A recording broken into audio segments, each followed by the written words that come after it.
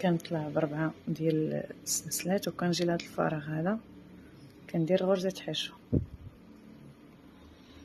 4 السنسلات، غرزة حشو، 4 السنسلات.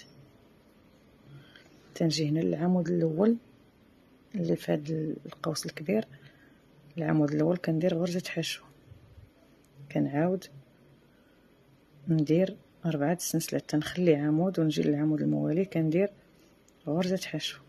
هنايا راه وصلنا للاخر ديال الكوزه، كندير هنا 5 ديال السنسلات، 5 كما شفتوا معايا، كنحسب 1 2 3 4 5. 5 العمود الخامس تندير فيه غرزة حشو كما شفتوا معايا، وكنطلع ب3 ديال السنسلات. تندور الخدمه. هنا كيبقى عندي قوس واحد هو اللي كنعمر فيه 10 ديال الاعمده.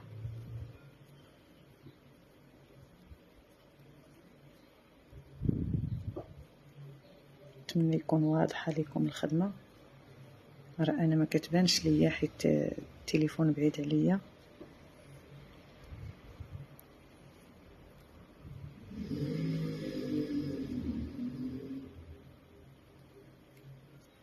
بعد ما كملت 10 د الاعمده كنجي هنا لهاد القوس كندير غرزة حشو وكنطلع ب4 السنسلات، تنجي لهاد القوس هذا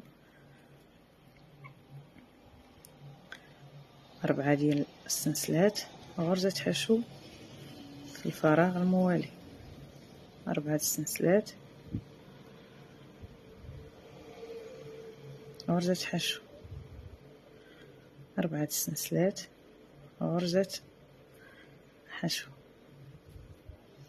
كما تتشوفوا معايا انا كملت كوزه من هذا الموديل الاسباني. كنعاود نكرر نفس العمليه حتى كنكمل الكم ديالي. كما تتشوفوا هذا راه كم، بديتو من هنا، بديت من هنايا درت قوس واحد كما شفتوا، وغدا وكنزيد في الاقواس حتى وصلت هنايا للنصف. من بعد كنعاود نقلب الخدمه نجمعها، كتجمع ليا حتى كنولي هنايا في القوس الكبير اللي هو هذا. دابا غنعاود نفس العمليه هنا، يعني غنخدم وغنحل كوزه اخرى هنا حتى كنكمل الكم ديالي كامل. كما شفتوا معايا تيجي زوين هذا الموديل، تيجي انيق وسهل في الخدمه. بعد ما غنكمل الكم ديالي كامل غنرجع معكم باش ندير معكم هذا الدرس هذا اللي كيجي في الحاشيه ديال الكم. ما تنساوش تشتركوا في القناه وديروا لايك للفيديو اللي عجبكم، وبسلام عليكم.